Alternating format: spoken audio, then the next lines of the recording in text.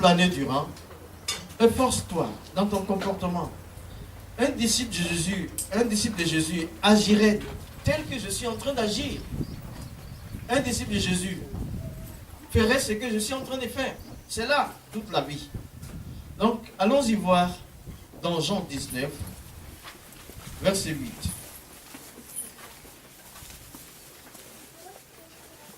Verset Jean 19, verset 8. L'évangile de Jean.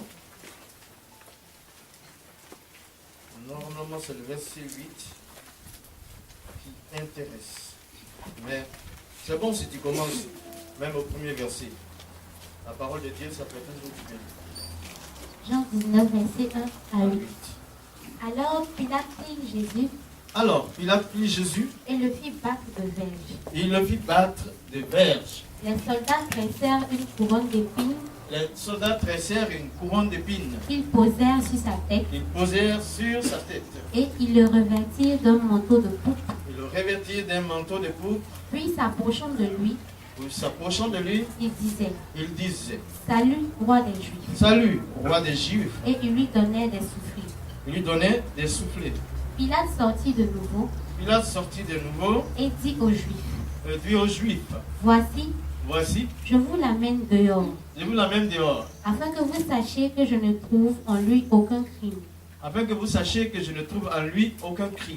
Jésus sortit donc, portant la couronne d'épines et le manteau de pourpre.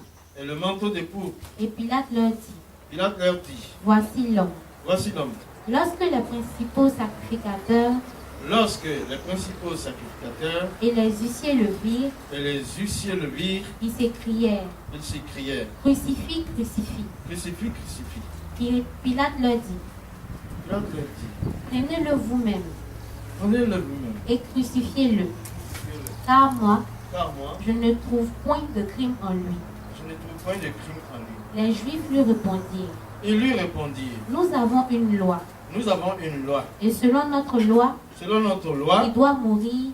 il doit mourir parce qu'il s'est fait fils de Dieu. Quand Pilate entendit cette parole, sa frayeur augmenta. Il rentra dans le prétoire et il dit à Jésus, D'où es-tu? Mais Jésus ne lui donna point de réponse. Pilate lui dit, Est-ce à moi que tu ne parles pas? Ne sais-tu pas que j'ai le pouvoir de te crucifier et que j'ai le pouvoir de te relâcher? Jésus répondit, Tu n'aurais sur moi aucun pouvoir s'il ne t'avait été donné d'en haut. C'est pourquoi celui qui me livre à toi commet un plus grand péché. Alors, dès ce moment, Pilate cherchait à le relâcher, mais les Juifs criaient, si tu le relâches, tu n'es pas ami de César. Quiconque se fait roi se déclare contre César. Pilate ayant entendu ces paroles, amena Jésus dehors, et il s'assit sur le tribunal, au lieu appelé le pavé, et en hébreu, Gabata. C'était la préparation de la Pâque, et environ la sixième heure, Pilate dit aux Juifs, voici votre roi.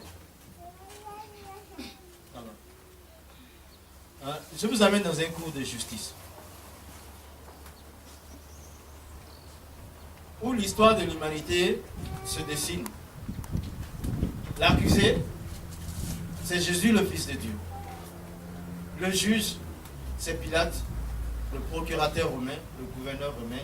C'est lui qui est chargé de mettre de l'ordre dans la Palestine, de faire régner l'empereur sur la Palestine. Rome continue de gouverner, de régner, à une période où il y a un certain Jésus qui apparaît, avec des informations, des communications, des enseignements qui sont carrément contraires.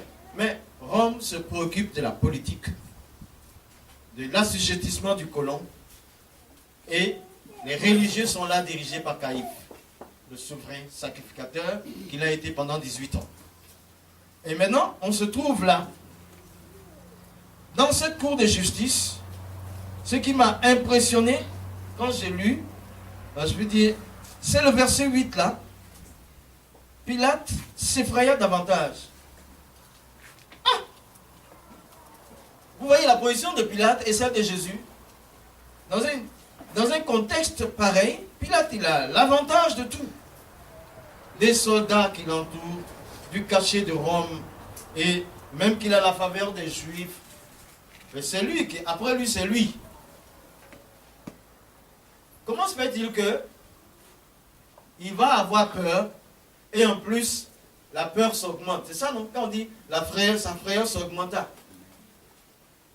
Dans ce cours de justice, pendant ce jugement, alors qu'il est le juge. En réalité, qui aurait dû avoir peur? C'est Jésus. Mais comment se fait-il qu'il est devant ses accusés et que ce soit eux, en particulier le grand patron, qui ait peur? Le grand patron qui ait peur.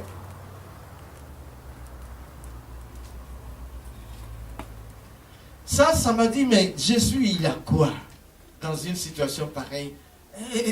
En tout cas, je ne vais pas faire la prison, je ne vais pas être crucifié et tout. Pilate avait crucifié un grand nombre de personnes déjà. Il a peur. Et Jésus est serein. Donc, ici, là, j'ai pensé. Et le titre il faut que je le dise tout de suite, je risque d'oublier. Le titre de notre message sera alors la faveur de Dieu. Dieu a sa faveur pour son disciple. Dieu est donc favorable aux disciples de Jésus. La faveur de Dieu est sur le disciple de Jésus.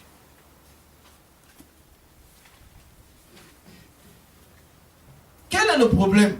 Pourquoi le gouverneur a commencé à avoir plus peur? Il avait déjà peur, il a continué d'avoir plus peur. Pourquoi? Les Juifs ont dit qu'il accusait que Jésus s'est déclaré, s'est fait fils de Dieu. C'est cette phrase-là qui a fait peur. Jésus s'est déjà fait fils de Dieu. Il n'est pas en train de devenir fils de Dieu, mais il est déjà fils de Dieu. Donc, dans la tête de Pilate, accompagnons un peu son cerveau. Imaginons un peu ce qu'il vit. Si Jésus est le Fils de Dieu, celui qui a créé le ciel et la terre, si moi je suis en train de juger son Fils, celui qui a tous les pouvoirs, que va-t-il m'advenir? Parce que personne n'a cessé de supporter son Fils, surtout quand il est obéissant. Donc, monsieur Pilate, non, il tremble. Juste, pas la phrase. Parce qu'il dit qu'il est fils de Dieu.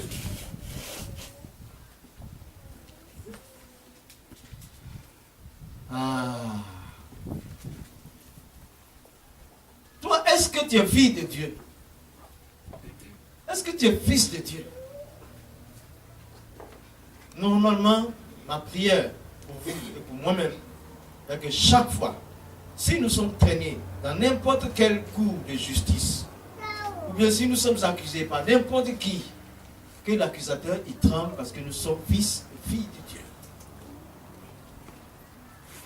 C'est ça. Tu es fils de Dieu, tu es fille de Dieu. Celui qui t'accuse doit savoir qu'il accuse ton père. Et qui est ton père? Ton père, c'est Dieu. Doit savoir qu'il risque d'encourir la colère de ton père. Et ton père, c'est qui? C'est Dieu. Donc, c'est mieux qu'on t'accuse que tu sois en faute. Parce que Jésus est là, même dans cette cour de justice, il a dit, il n'a commis aucun péché. Donc, nous, en tant qu'enfants de Dieu, tu ne peux pas empêcher quelqu'un de t'accuser. Mais après, quand on sonde l'accusation, on trouve qu'elle est sans fondement. N'est-ce pas? Parce que le péché, là, ce n'est pas lié à nous. C'est comme la poussière. Bouger. N'est-ce pas? Non, c'est le Fils de Dieu qui devient disciple de Jésus. Jésus, ici, il est disciple du Père. Et on tremble devant lui. tu es disciple de Jésus, on doit trembler devant toi. Si on ne tremble pas physiquement, le cœur doit être tremblé. Chaque fois qu'on veut élever une voix injuste, hypocrite, comme disait le petit, contre toi, ta manière, c'est que ton identité soit connue. Et c'est pas, Jésus n'a pas dit. Il n'est pas allé dire à Pilate, je suis le fils de Dieu, puis m'accuser. C'est eux qui sont allés dire qu'il s'est fait. Vous comprenez? C'est pas qu'il l'a dit, mais il s'est fait. Il s'est fait fils de Dieu. Il s'est fait, il est fait. Donc il est fabriqué fils de Dieu. Que toi, comme disait le petit, mes parents ont cru que j'allais revenir avant 3 mois.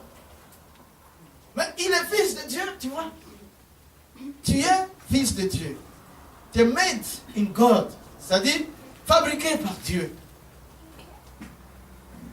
Les Chinois, ils envahissent maintenant tout, l'industrie. Même ils vont faire à checker, faire en Chine. Les Chine-Dog là. J'avais un portable Secours quand je suis allé en Suisse la dernière fois. J'ai acheté ça ici pour un deuxième portable. Pour ça, j'avais 2 puces. Mais comme c'était joli là, je ne savais pas que c'était chinois. Mais le portable il crie et puis c'était pas. Donc il y a quelqu'un qui a dit non, ça c'est du chinois. J'ai dit bien sûr. C'est made in China. Non, ce sont nos amis, c'est pas grave.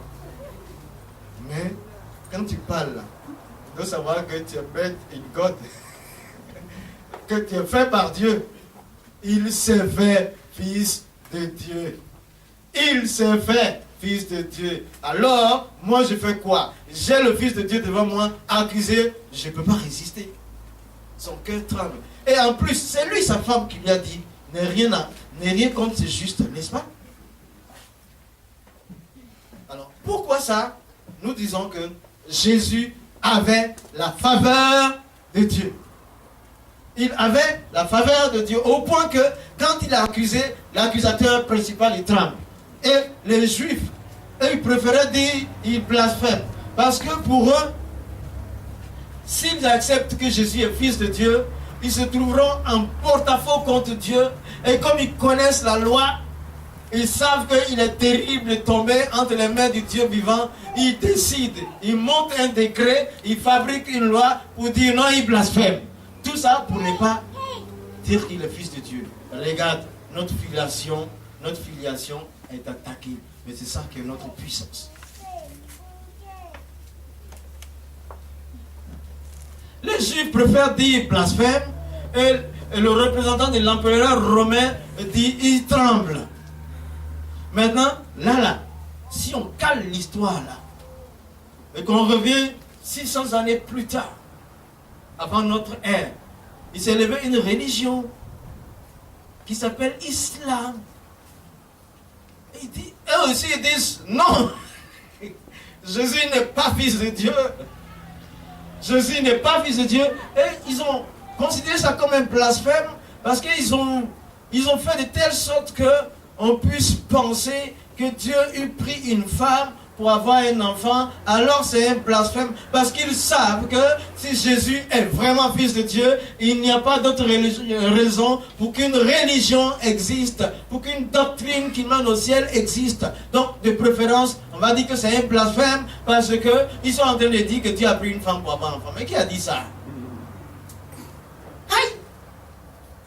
On dit il est la parole de Dieu qui est devenue un être humain. Et Dieu a dit du ciel, il a dit, celui-ci, c'est mon fils bien-aimé, en qui j'ai mis toute mon affection. Ils savent, si Jésus est le fils de Dieu, aucun père n'a abandonné son fils. Ils savent, si Jésus est le fils de Dieu, il est héritier de Dieu. Ils savent, si Jésus est le fils de Dieu, c'est que le Père le cautionne, il a la faveur du Père qui est Dieu, qu'il connaissent mais ne connaissent pas à travers le Fils. Si il est le Fils de Dieu, le Père le cautionne. Il a la faveur du Père, il a les préférences du Père, il est privilégié du Père. Alors, que deviendront-ils? Si Jésus est le Fils de Dieu, alors sa doctrine est le seul chemin pour aller au ciel. Alors, ne sois pas étonné que ta filiation soit combattue. Mais si tu es fils de Dieu, tu es fils de Dieu. Maintenant, ça va se manifester par la démonstration de la faveur de Dieu dans tes activités au quotidien. Quand on renvoie les autres, on t'a fermé dans ta position. Quand les autres ratent le marché, toi tu attrapes le marché avec bonus. Quand 1000 tombent à ta gauche, 10 000, eux ils tombent, mais toi, quand tu invoques le Seigneur, il plie et il tombe.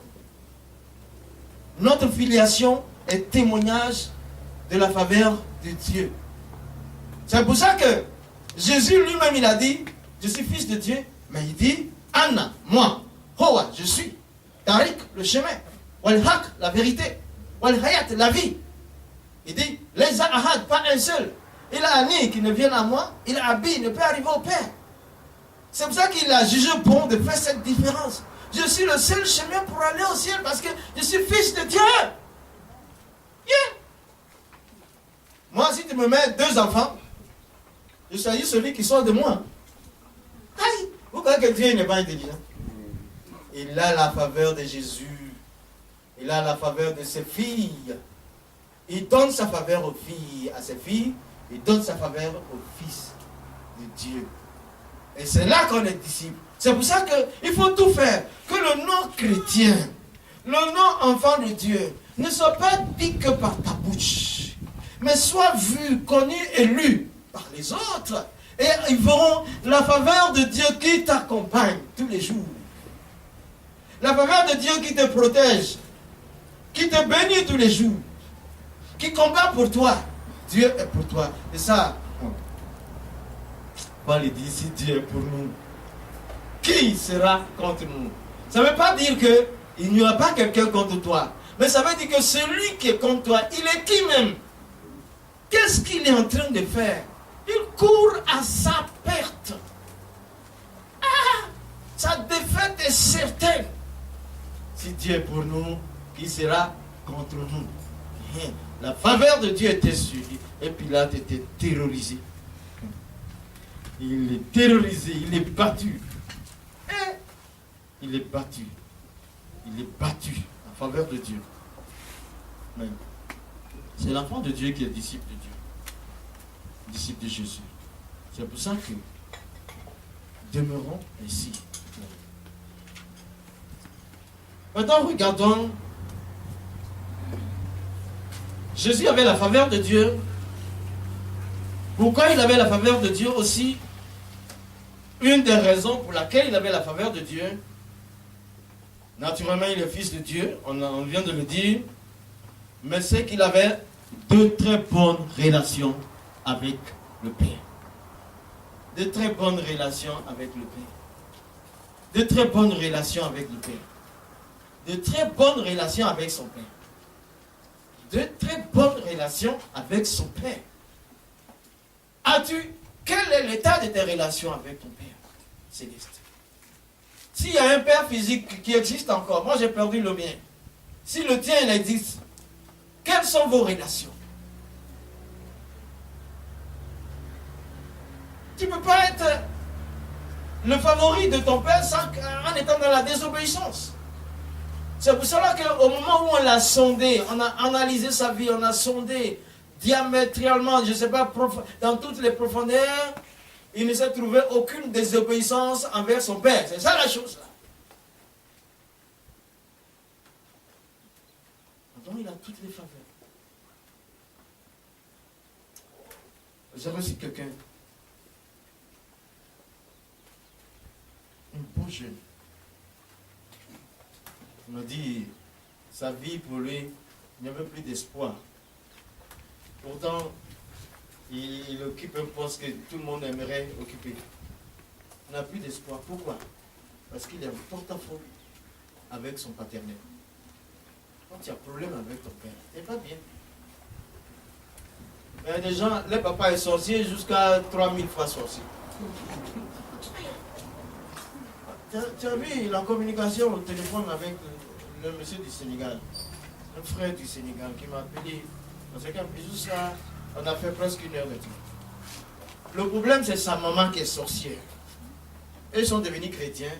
La mère est sorcière. Elle ne veut pas se convertir. Donc, elle attaque. Mon petit, quel est ton problème, cher ami?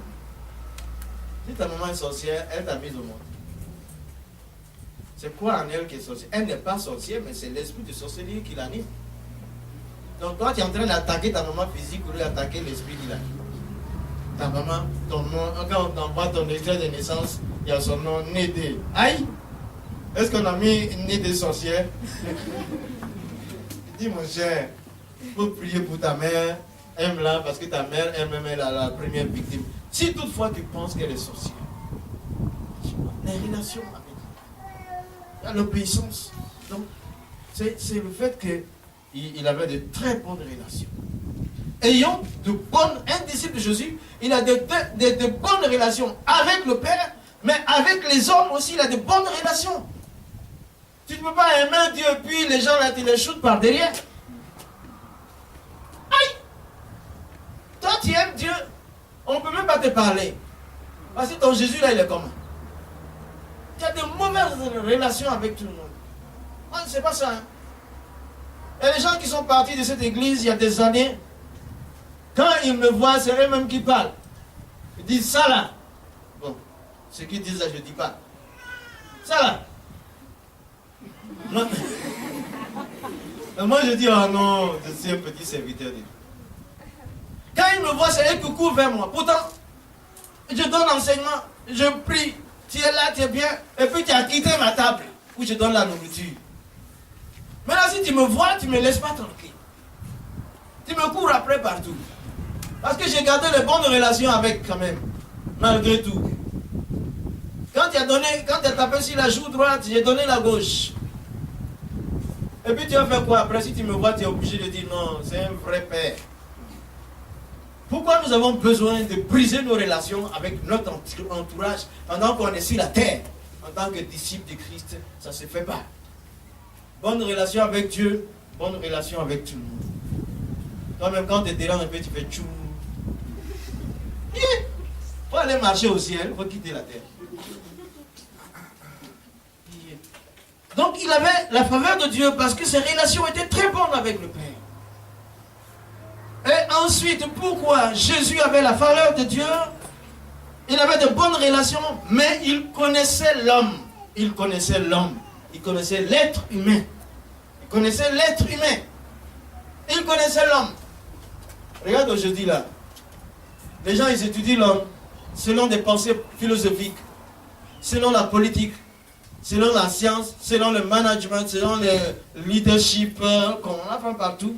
L'homme, il est comme ci, il est comme ça. C'est bon, c'est quelque chose qu'on apprend. Mais si tu commences à étudier l'homme à travers l'enseignement de Jésus, tu vas le connaître. Tu vas le connaître. Et c'est donc moi, je fais l'objet de cette étude-là. Depuis que je suis entré, je regarde l'homme à travers, j'essaie de regarder l'homme à travers les lunettes de Jésus, ou dans son écriture. Parce que si tu étudies l'homme scientifiquement, il se présentera d'une manière, tu ne vas jamais le connaître. Et le Seigneur, il dit, l'apparence est trompeuse. Si vous voulez, on n'a qu'à regarder Matthieu chapitre 9. Ah, nous sommes sur la terre. Et puis, c'est le verset 4 qui m'intéresse. Mais essayons de lire du 1 jusqu'au 4, jusqu'au 8. Matthieu 9, verset 1 à 8. Oui, vas-y, Matthieu. Jésus étant monté dans une barque, traversa la mer, et alla dans sa ville. Et voici, on lui emmena un paralytique couché sur un lit. Jésus, voyant leur foi, dit au paralytique, prends courage, mon enfant. Tes péchés te sont pardonnés. Sur quoi quelques scribes disent au-dedans d'eux. Cet homme blasphème. Et Jésus, connaissant leurs pensées, dit, pourquoi avez-vous de mauvaises pensées dans vos cœurs? Pourquoi avez-vous des mauvaises pensées dans vos cœurs? Car lequel est le plus aisé de dire? Lequel est le plus aisé de dire? Tes péchés sont pardonnés. Tes péchés te sont pardonnés. Ou de dire, lève-toi et marche. Or, afin que vous sachiez que le Fils de l'homme a sur la terre le pouvoir de pardonner les péchés. Lève-toi, dit-il au paralytique. Prends ton lit et va dans ta maison. Et il se leva et s'en alla dans sa maison. Quand la foule vit cela, elle fut saisie de crainte. Et elle glorifia Dieu. Qui a donné aux hommes un tel pouvoir. Dieu qui a donné aux hommes un tel pouvoir. Ça veut dire Dieu qui a donné sa faveur aux hommes de telle manière. On lui amène un paralytique. Et il dit au paralytique, tes péchés te sont pardonnés. Qui pardonne les péchés? C'est Dieu qui pardonne les péchés. Les religieux sont là. Cette partie-là. Quelque part, on montre, on a fait descendre quelqu'un par le toit d'une maison. Les religieux sont là. Et ils disent, tes péchés te sont pardonnés.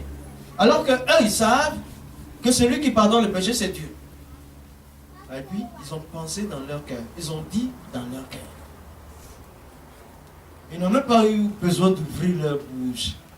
Jésus a perçu leurs pensées manifestes. Les pensées que l'on a, les pensées de l'homme sont plus graves que les déclarations. Parce que souvent, avant de déclarer, on arrange un peu pour déclarer. Mais dans les pensées, on tue d'abord et puis après on dit, sois béni.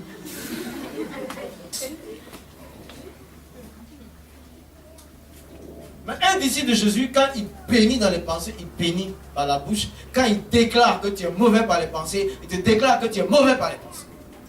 On n'est pas deux disciples, c'est un seul. Les disciples de Jésus, ce n'est pas disciple de Mohamed, ce n'est pas disciple de Bouddha, ce n'est pas disciple d'Hitler ou Einstein. Les disciples de Jésus, le Fils de Dieu, qui est la parole de Dieu, devenu une chair humaine. Il est Fils de Dieu parce qu'il est la parole de Dieu. Ce n'est pas parce que Dieu aurait pris une femme pour l'avoir. Jésus, on est disciple de Jésus.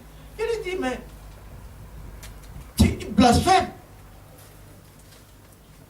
Tu vois, ils sont allés encore chercher blasphème.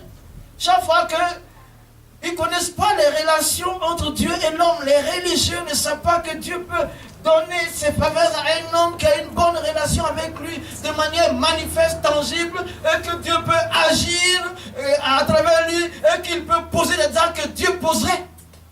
C'est trop, dans la religion c'est trop. C'est pas possible ça. Alors Jésus dit, pourquoi avez-vous des mauvaises pensées dans vos cœurs? C'est parce qu'il les connaît, non? Dans certains passages, il dit, je connais l'homme. Vous imaginez? Le Seigneur, Dieu le Père, n'a pas envoyé le Seigneur, Fils Jésus-Christ, vers les hommes sans les avoir étudiés. C'est vous qui faites des investissements sans étudier l'environnement. C'est vous qui allez sans savoir face à qui vous avez affaire. Parce que d'ailleurs même vos études scientifiques, intellectuelles, laissent beaucoup de vide. Celui qui étudie l'environnement pour faire du business, des affaires saines, étudie aussi avec les données de Dieu. Est-ce qu'on se comprend bien? Tout est dans la Bible. C'est pourquoi j'invite tous ceux qui ont un leadership. Si tu étudies la Bible vraiment là, tu seras au top de la connaissance. Parce que les humains vont connaître, selon la même science. Je dis toujours, vous avez fait bac plus 28 avec quelqu'un, vous avez la même connaissance scientifique. Maintenant, quand les bac plus 28 là sont limités là, vous êtes limité aussi. Mais si vous êtes des bacheliers de Dieu, si vous connaissez votre Père, vous connaissez plus le bac 35. C'est ça, parce que votre étude là, ça ne se limite pas à un humain qui étudie un homme, mais c'est Dieu qui vient étudier l'homme et il te transmet ça dans le cœur, il te dit déclare. C'est ce que Jésus fait. Sinon, mon cœur là, pourquoi ils n'ont pas dit non, c'est pas ce que j'ai dit. Ils ont su que c'était la vérité de Dieu. Jésus connaissait l'homme.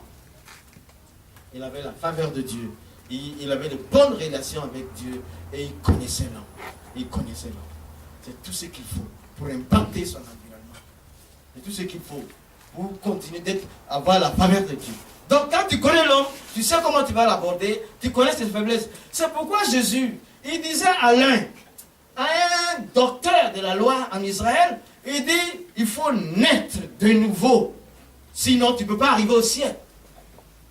Il lui disait, et le grand docteur d'Israël dit, mais comment on peut naître de nouveau si on a déjà 70 ans? Il est plus vieux que moi de 10 ans. Et puis on lui demande de devenir... il calcule normalement, c'est un bon mathématicien. On ne peut pas devenir, on a déjà 70 ans. Ah, Jésus dit, tu entends le vent. Tu ne sais pas où il vient, où il va. Ça veut dire que tu es nul. Tu es un être humain assez intelligent pour savoir que le vent existe et il souffle. Mais d'où il vient là? Tu ne sais pas. Tu as dit que c'est soufflé par la gauche. Ce n'est pas la gauche, c'est Dieu qui souffle le vent. Lui-même il dit, Jésus lui dit, tu es docteur d'Israël et puis tu ne connais pas ça. Aïe! Jésus était sévère, direct. Et puis lui dit, tu es docteur selon Dieu. Et puis tu ne connais pas ça. On a deux docteurs. Vous avez votre doctorat en sciences ou bien autre chose. Mais le doctorat relationnel avec Jésus-Christ. Le docteur avec Dieu. Ah. Et maintenant, il trouve une autre femme, une Samaritaine. Moi, j'étais étonné. Pourquoi les deux communications ne sont pas pareilles? Il trouve la Samaritaine. Il ne lui dit pas, tu dois naître de nouveau. Parce qu'elle ne connaît pas tout ça. Elle est une Samaritaine. Elle ne connaît pas la loi. Là, il lui dit, va chercher ton mari et viens. Parce que c'est son problème. À la Samaritaine, il fallait qu'elle aille chercher le mari. À Nicodème, il fallait qu'il naisse de nouveau. C'est parce qu'il connaît l'homme, qu'il sait comment te parler, comment me parler. Et en cela, il a la faveur de Dieu. Il faut avoir de bonnes relations avec Dieu. Ce que je veux vous dire, là, pour ici.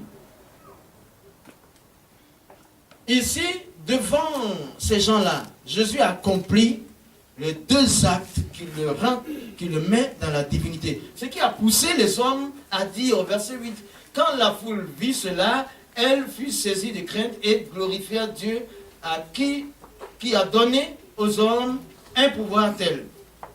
Parce qu'il a accompli les deux choses.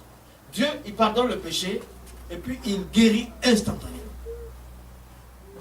Donc quand il a dit, je pardonne tes péchés, les gens ont commencé, il dit, mais c'est quoi qui est facile à faire? Même pour prouver que je suis le Fils de Dieu, lève-toi, prends ton lit et marche. Il ne dit même pas, maladie bouge. Oh, il est trop fort. Il est trop fort. Il ne dit pas, maladie, je t'entends. Toi, il y a longtemps que tu n'as pas pu prendre un lit. Il y a longtemps que tu n'as pas pu supporter quelque chose. Mais ton lit là, prends-le et marche parce que je t'ai pardonné les péchés et que l'on sache, je peux pardonner tes péchés et te guérir. Que la maladie sache que à partir de l'instant, j'ai la faveur de Dieu et je l'ordonne. Je ne m'occupe pas d'elle. Elle bouge. Parce que si je peux pardonner le péché, la maladie se cherche ailleurs. Elle est partie. Elle est partie. Il a accompli les actes de la divinité. N'allez pas dire que Jésus n'est pas le Fils de Dieu. Il sait. Il connaît l'homme. Il connaît l'homme. Il sait ce qu'il faut faire pour que l'homme sache sa valeur. Alors ils ont dit, oh, ils ont commencé à glorifier Dieu. Le vrai Dieu maintenant qui est glorifié. Ce n'est pas le Dieu des religieux pharisiens qui ne peut rien faire, qui fait des bons discours, c'est tout. Et puis, c'est la même chose. Parce que, si vous lisez 1 Timothée 4 là, Paul nous explique, il explique à Timothée que Jésus est le juge des vivants et des morts. Tu vois? Donc il pardonne. En même temps, il a confié à ses disciples, de juger aussi les gens. Vous allez me dire pourquoi? Il ne faut pas aller penser que la paille qui est il faut voir la poudre qui est dans ton œil au lieu de voir la paille. C'est pas ça, là, ça ne veut rien dire. C'est quand tu as mauvaise intention, tu as mauvaise pensée, que tu as de la paille Tu as de la poutre dans tes yeux et puis tu vois la paille des autres. Mais le Seigneur donne l'autorité à ses disciples de juger les gens. Si tu prends Marc 16, tu vas prendre Marc 16. Prends Marc 16. Verset 15 à 16. Il leur donne l'autorité, c'est-à-dire il donne la faveur à ses disciples. Vous avez la faveur de juger les gens. Marc 16, verset 15 à 16. Puis il a dit. Puis il leur dit. Allez partout le monde. Allez partout le monde. Et prêchez la bonne nouvelle à toute la création. À toute la création, prêchez la bonne nouvelle. Celui qui croira. Celui qui croira. Et qui sera baptisé. Qui sera baptisé. Sera sauvé. Sera sauvé. Mais celui qui ne croira pas. Celui qui ne croira pas. Sera condamné. Sera condamné. Merci ma fille. Hein? Il dit va partout. Il dit aux disciples. Va partout. Je te donne l'autorisation d'aller de par le monde pour transmettre mon enseignement. Prêche la bonne nouvelle. Ça dit, en même temps qu'il dit de prêcher, ça veut dire juge les gens. Parce que celui qui ne croit pas au message qui va sortir de ta bouche, de ma part, sera condamné. Et celui qui croira sera sauvé. Le disciple ne dit pas juge. Il juge. C'est le privilège, c'est la faveur de Dieu qui est sur lui. Il doit se aller de par le monde. Quand on dit il est dans le palais, prêche-lui l'évangile. S'il t'a accepté là, il va être sauvé. S'il a rejeté, il est déjà condamné. Le disciple est un juge. Est un juge à travers la parole. C'est pourquoi, si vous n'évangélisez pas, vous perdez un privilège. Vous perdez des faveurs.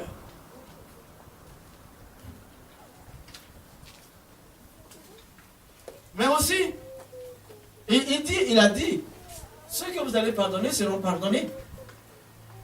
Jésus, il pardonne le péché, mais le disciple, lui, première des choses, qu'est-ce qu'il fait? Le disciple de Jésus, lui, il pardonne d'abord à ceux qui le forcent.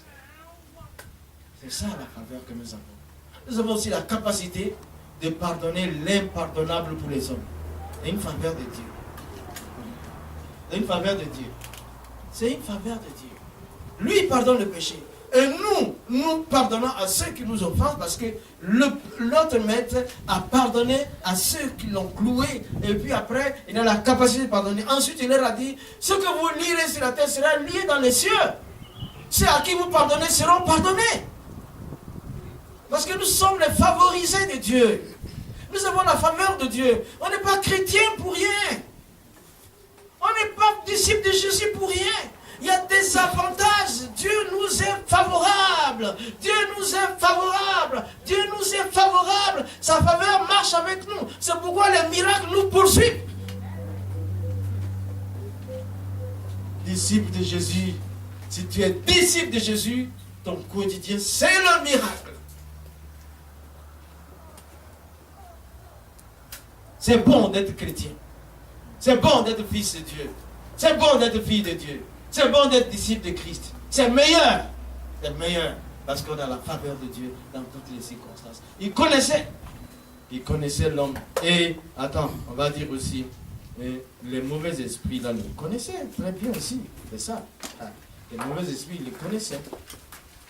Il le connaissait. Allons voir, Acte 19. Je pense verset 15. Tu ne peux pas travailler pour Dieu et puis les démons ne vont pas te connaître.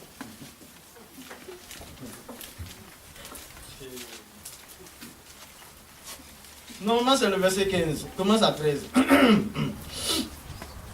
Acte 19, verset 13.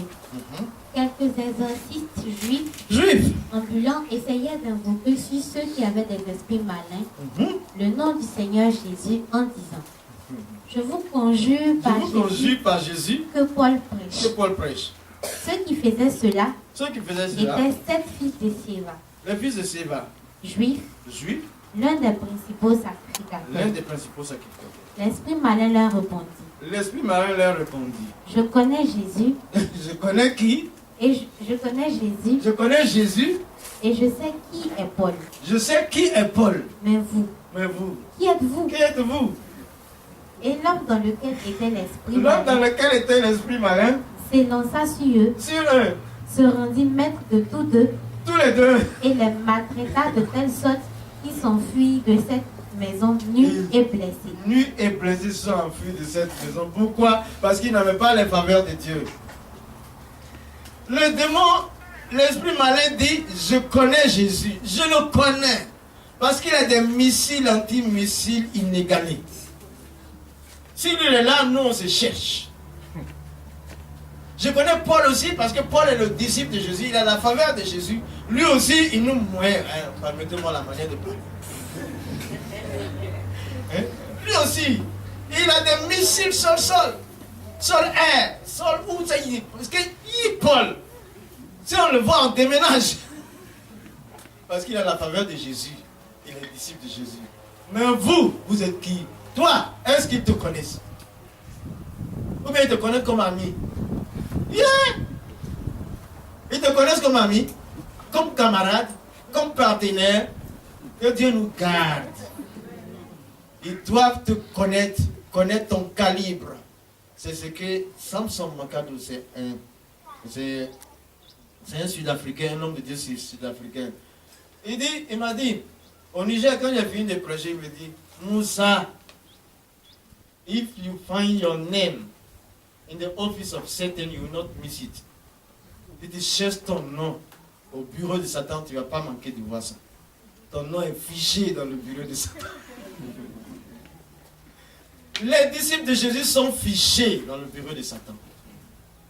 Parce qu'il en a peur. Et quand il envoie les démons, il dit non, sa faiblesse c'est ça, ses forces sont ici. Fais attention, il faut éviter son regard.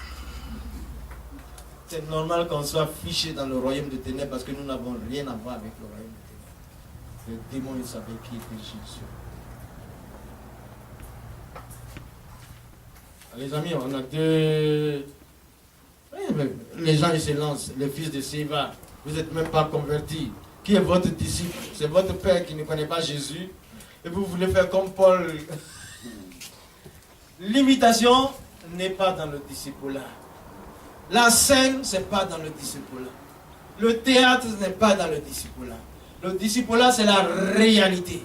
Tu te présentes tel que tu en connais ton caractère. On dit non, il est ébranlable concernant la corruption. Il est inébranlable concernant le péché. Voilà. Mais par contre, son zèle pour Christ, pour l'œuvre de Dieu. Il y a certains même que je voyais parmi vous. Attends que je vous dise un peu. Je vous régale. Il y a d'autres même, leur zèle là, c'est froid maintenant. Vous avez perdu vos ailes pour l'œuvre de Dieu. Vous avez perdu vos ailes pour la manifestation de l'œuvre de Dieu. Vous avez les pieds courts maintenant pour courir pour l'œuvre de Dieu. Remettez votre zèle avant qu'on ne quitte ici. Là. Plus zélé qu'avant pour le Seigneur Jésus. Hein? Satan il est là, il dit regarde, on est arrivé par les petits problèmes du monde là. Parce que le pasteur a marché sur son pied un jour. Parce que maman pasteur ne lui a pas donné bonne réponse. Donc voilà. Il a eu une mauvaise aile. Maintenant, si tu veux là, comment tu vas faire là? Tu vas lui rappeler que le pasteur a marché sur son pied. Tu vas lui rappeler que la femme du pasteur n'a pas donné bonne réponse. Comme ça, il va perdre toujours ses ailes, il va être tout coco-coco, mais réveillez-vous.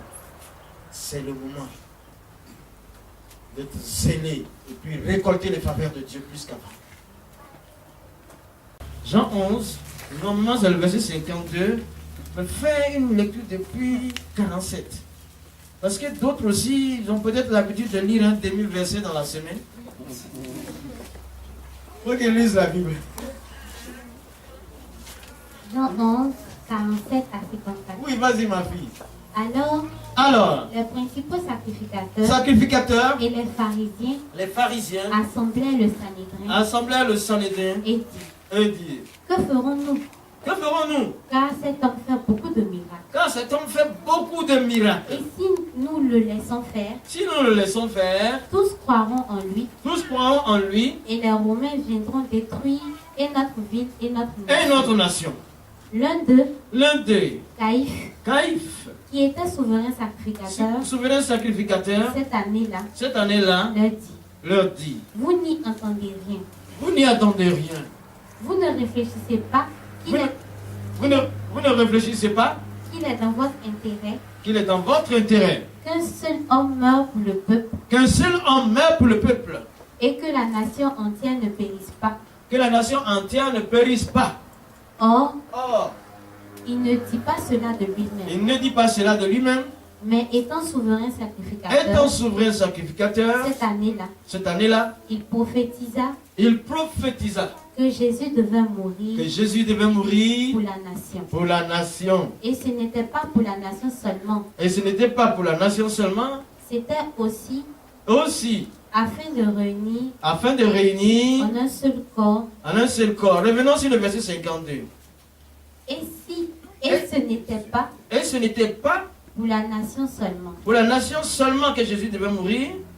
C'était aussi afin de réunir en un seul corps les enfants de Dieu dispersés. Dès ce jour, ils résolurent de le faire mourir. C'est pourquoi Jésus ne se montra plus ouvertement parmi les Juifs. Merci ma vie. Mais ici, quel est le problème? Caïphe était le souverain sacrificateur pendant 18 ans. Il avait une grande influence politique aussi.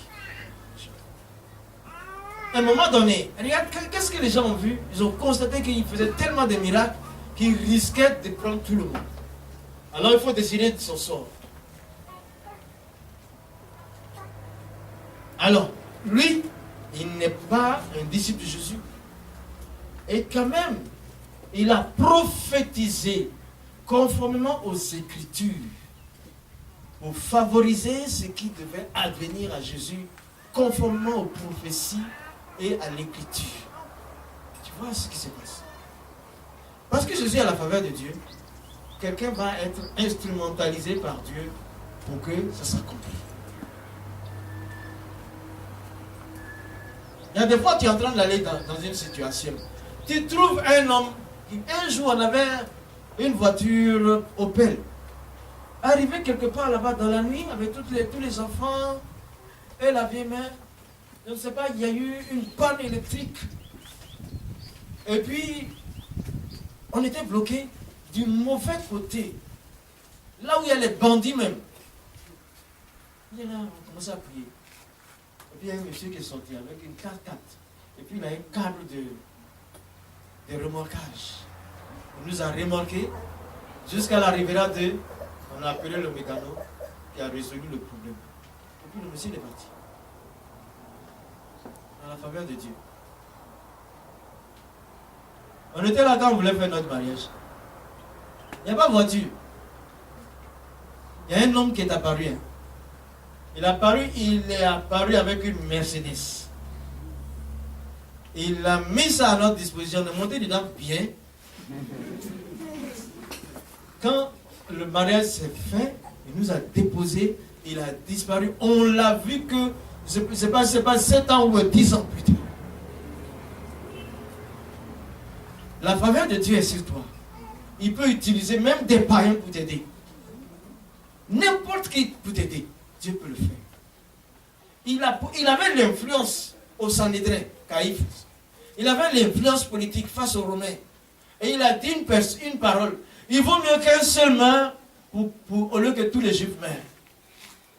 Caïphe ne connaissait pas Jésus. Et cette parole a été adoptée. Mais il nous révèle ici aussi la raison secrète de la mort de Jésus. Jésus n'est pas mort parce qu'il voulait faire une rébellion contre l'État romain, l'Empire romain. Il n'est pas mort parce qu'il voulait suffoquer une révolte. Il est mort parce qu'il voulait réunir les enfants de Dieu en un seul corps, être un seul maître et réunir Israël. Vrai Israël réuni. Israël qui va connaître Jésus.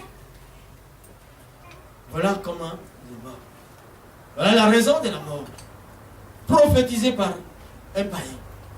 Non, lui là, il faut le laisser. C'est lui là qu'il faut donner la faveur. Si tu as la faveur de Dieu, il va susciter tout le monde pour t'aider. Mais Caïphe, attention à cet homme. La deuxième remarque qu'il faut faire, son influence religieuse était aussi grande que son influence politique. Maintenant, il a affermi ses relations vers Rome à cause de sa position religieuse. Et aussi, c'est lui qui a influencé Pilate. Il a mis la pression sur Pilate pour qu'il accepte que Barabbas soit libéré, que Jésus soit condamné. Et c'est lui aussi, Caïphe, qui a organisé l'arrestation de Jésus-Christ. Et c'est lui aussi qui voulait cacher sa résurrection.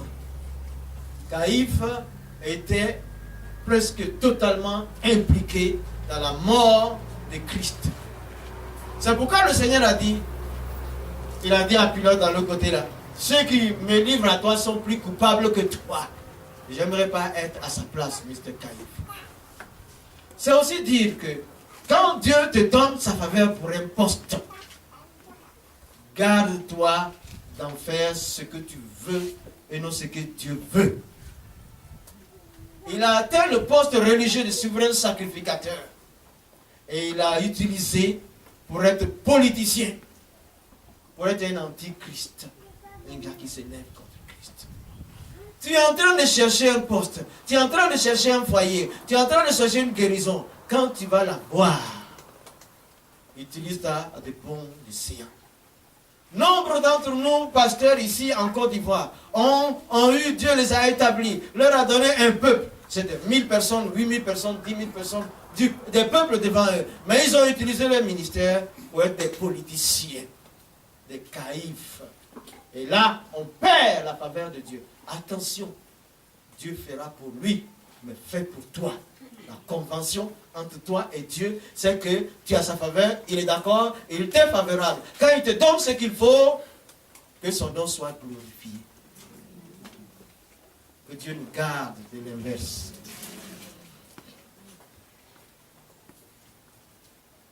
Bon, on va donner la dernière lecture, Josué 10, pour montrer juste, Josué 10, verset 12 à 15. Juste un exemple de la faveur de Dieu qui est avec un homme. Josué 10, verset 12 à 15.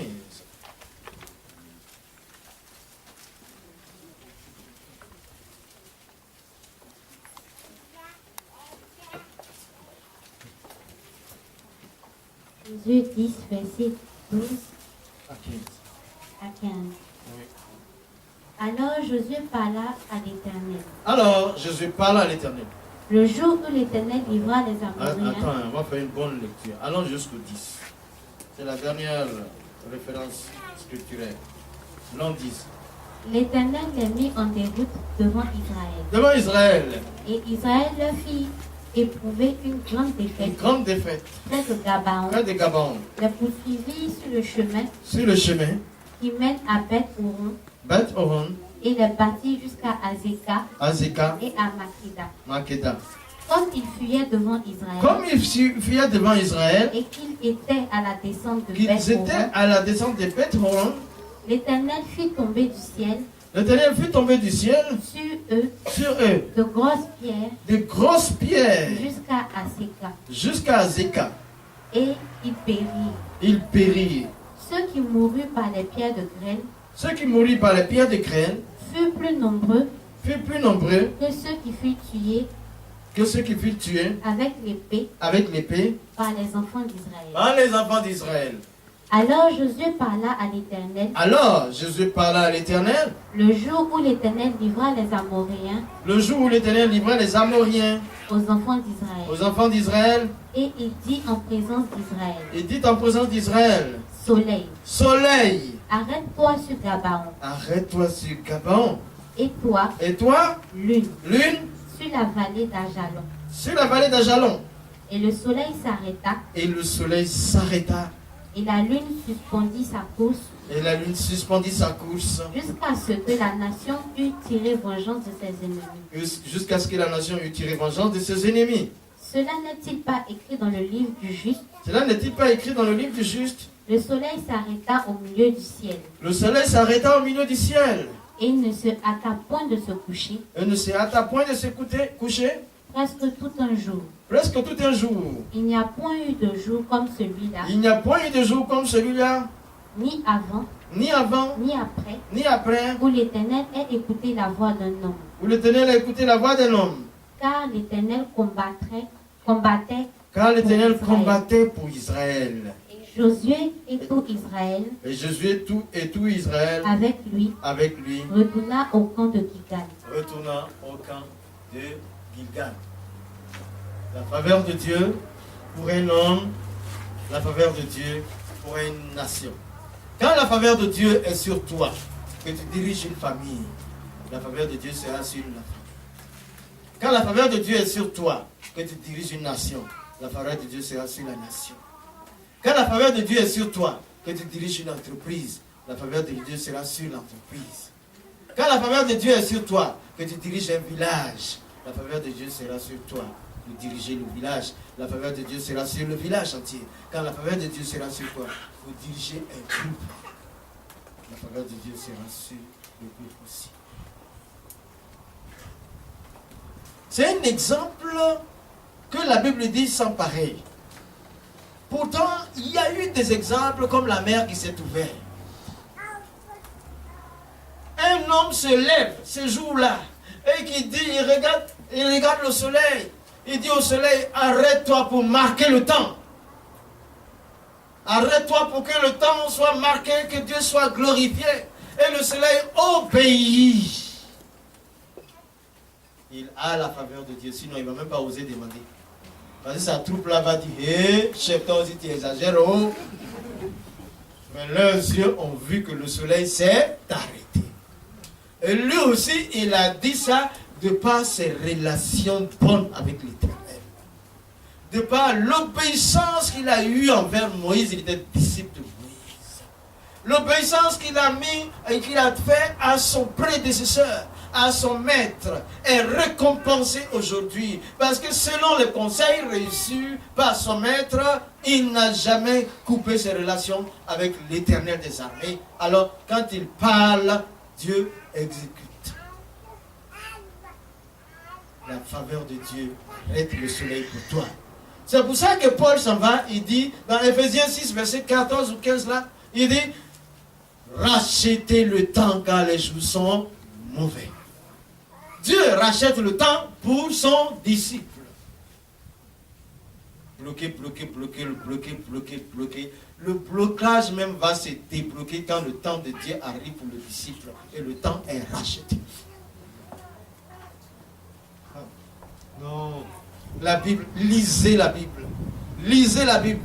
Vous allez avoir la haine du mensonge, la haine de la tromperie, la haine du découragement, la haine du désespoir, la haine de l'abandon. Il est toujours trop tôt pour abandonner la foi en Christ, trop tôt pour se décourager parce qu'on lit la Bible. Le disciple de Christ dit ça aura lieu, ça va avoir lieu, ça arrive. Le disciple de Christ, pour lui, Dieu est soudé. Il a la faveur de résister et ne pas commettre le mal, d'endurer la souffrance et attendre le verdict puissant de Dieu. Qui a le droit de nous juger ici?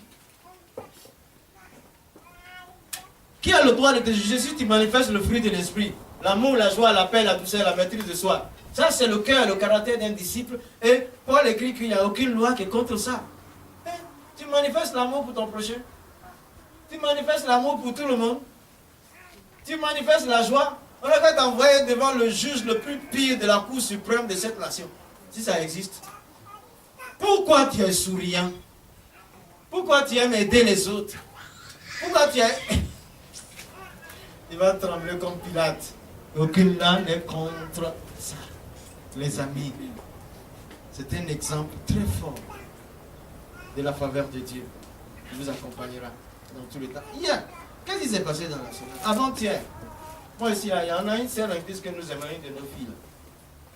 Je dis, pasteur, comme maman n'est pas là. Il dit, mais toi, il y a longtemps. Il dit, non, moi je vois maman, je ne te vois pas. Il dit, ok. Aujourd'hui, là-haut, je viens prendre ma fille là parce qu'on va aller à Williamsville. Elle est là avec ses frères. Il n'y a personne pour prendre soin d'elle. Il dit, tu as raison. Parce qu'elle est là avec deux frères, deux jeunes garçons. Il n'y a pas une femme qui peut se l'aider. Donc tu as raison. Même moi, je ne laisse pas un membre de l'église partir. Je ne laisse pas. Il y en a qui viennent et puis ils s'en vont là. Je ne sais pas quand tu pars. Mais je sais que tu vas partir. Je dis, je ne laisse pas un membre.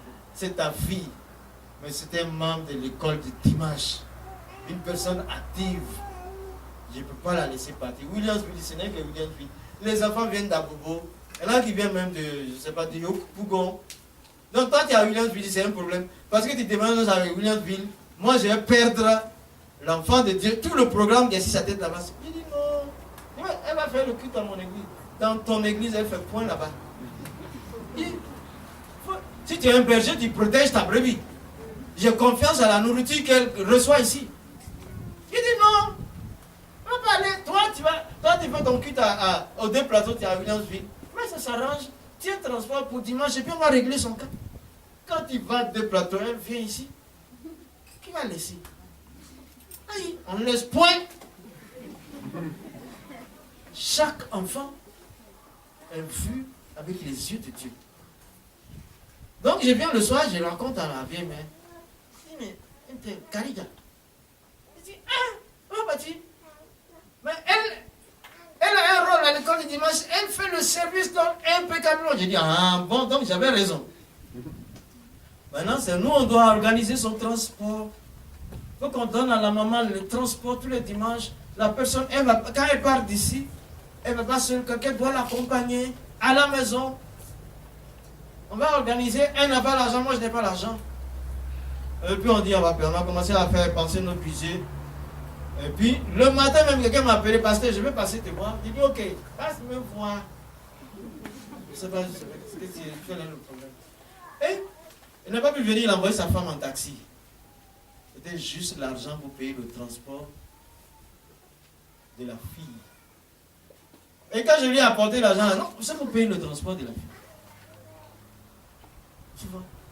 Une fois que toi tu as la faveur de Dieu, quand tu es pour l'intérêt de quelqu'un d'autre.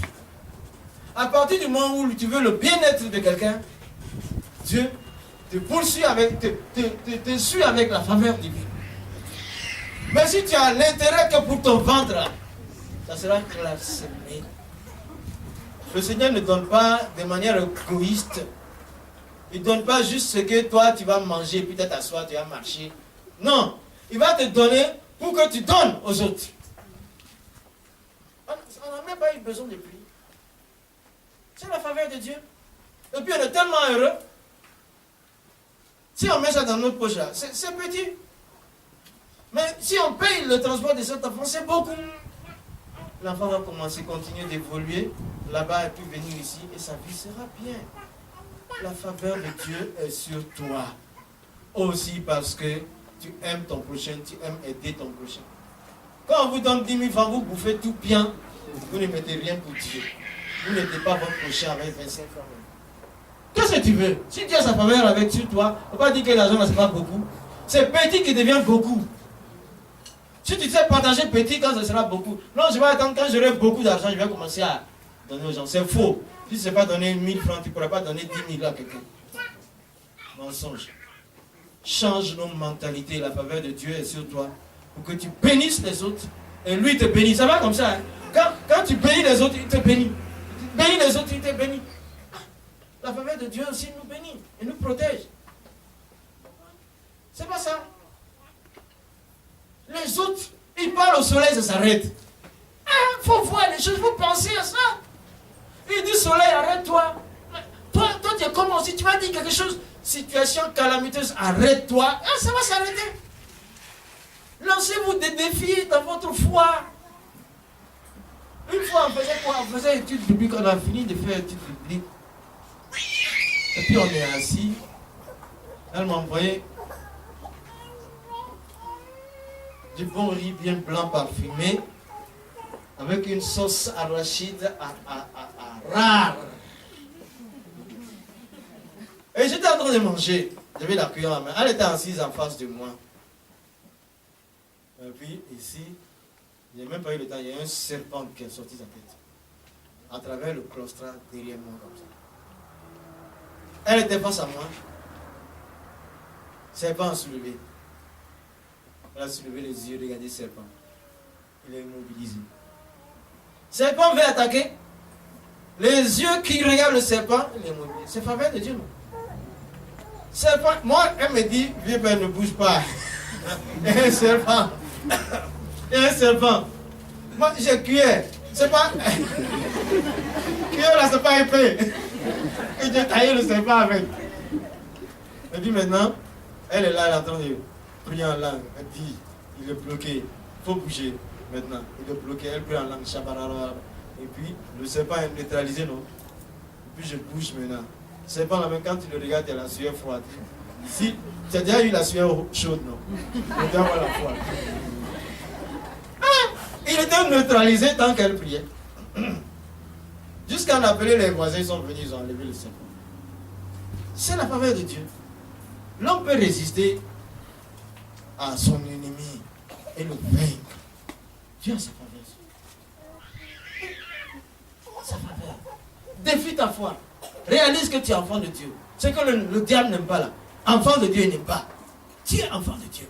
Je le suis parce que dès que tu es enfant de Dieu, un père, un tel père, telle fille. Tu attaques l'enfant de Dieu, il sait que c'est dangereux pour lui. Le Seigneur même a dit, si quelqu'un est l'occasion de chute, de scandale d'un de ses petits-enfants, il mérite quoi? Et là, la punition. On a qu'à lui mettre les chaînes jusqu'à l'attacher bien. Chercher une grosse meule, c'est-à-dire du, je sais pas quoi, du fer. Attacher la chaîne là-dedans, et puis aller au centre de la mer de Port-Bouille là-bas, et puis le jeter dedans. Parce qu'il a attaqué un enfant de Dieu. C'est la faveur de Dieu sur toi. Mais reste enfant de Dieu. Pourquoi tu fais comme tu n'es pas enfant de Dieu? C'est ça qui est grave. Qui a fait ton combat? Satan n'a pas fait ton combat. Hein. Mais un jour même, ça m'a... J'ai un petit truc qui m'est arrivé et puis j'ai commencé à réfléchir. Je rentre à la maison dans mon bureau là. C'est un matin comme ça, je vais achever mon message. Je rentre dans la maison, dans le bureau de maison.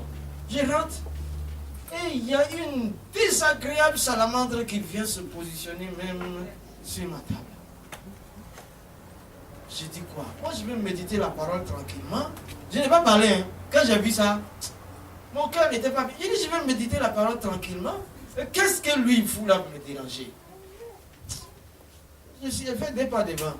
Quand je suis revenu, je l'ai trouvé renversé, il est mort. Il est mort parce que Dieu veut que je médite la parole pour venir vous dire, j'ai la faveur de Dieu.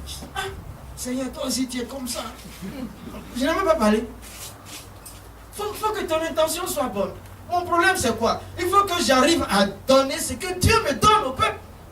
Alors le Seigneur sait que le gars il est venu pour m'embrouiller. Et mon cœur a pensé, je veux méditer, je veux apporter la parole. Et ce matin il a déjà l'heure. Oh, je n'aime pas ça. Il est mort. Sans parole. Sans parole, il est mort. Les amis, nous avons la faveur de Dieu. Ici, vous êtes assis là. Quand on est venu ici en 2002, on a commencé à travailler. Diallo et Peter, ils habitaient ici. On commence les travaux. Il y a un groupe de vaudous là-bas. Là-bas, ils ont un garage. La route que vous prenez pour sortir là. Ils sont là. On a commencé les travaux. Ils sont venus. Ils nous ont entourés. Ils étaient 4. Ils m'ont entouré. Il y avait une petite voiture. Les jeunes là, ils ont vu que, depuis papa est passé là, le bambou de Chine là, il n'est pas arrivé encore là-bas. Ils attendaient. Oh, les 4 gaillards là sont venus m'entourer. Toi, ils disent, toi, tu es quitté où? Nous sommes ici, on n'a pas pu construire. Tu vas venir faire église ici, ça ne va pas avoir lieu. Je dis, c'est vous qui allez me dire que l'église ne va pas avoir lieu. Je n'ai pas peur de vous, ça va avoir lieu. Ils étaient 4, costauds même. Et puis après, quand ils ont vu les 10 garçons qui sont sortis d'ici là, ils ont abandonné. Maintenant, ce qui s'est passé, le chef même était un prêtre vaudou. Les jours qui ont suivi, ce n'est pas moi qui ai fait. Il y a eu attaque vaudoucienne contre vaudouman, vaudou. Et puis, la femme du chef est morte.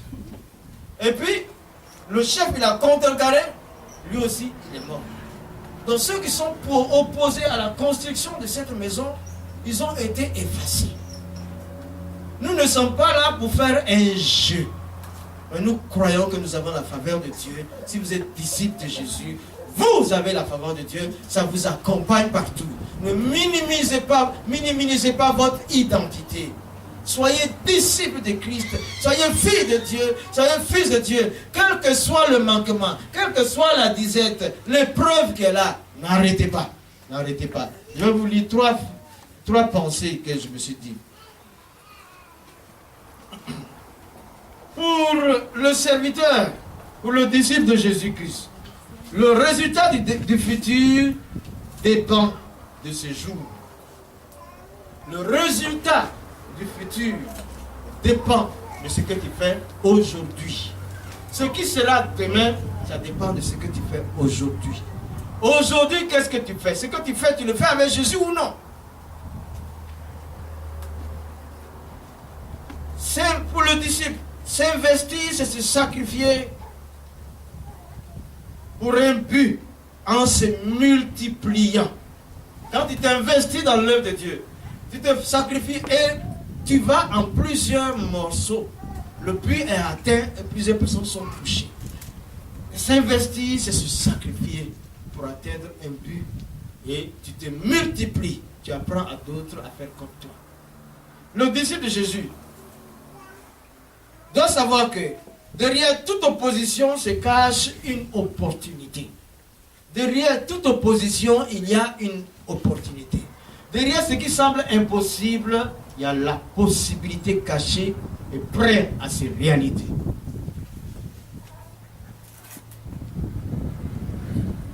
La différence entre un disciple de Jésus et les autres personnes, c'est que le disciple voit le problème comme une solution. Pendant que l'autre qui n'est pas disciple de Jésus, il voit problème sans solution. Le disciple de Jésus voit que le problème est une solution. C'est ça qu'il a la faveur de Dieu pour transformer ce problème en solution. Pendant que les autres désespèrent parce qu'ils ont un grand problème. Toi, le problème, dès qu'il y a un problème, tu vois solution. Le problème est une solution. On va prier le Seigneur.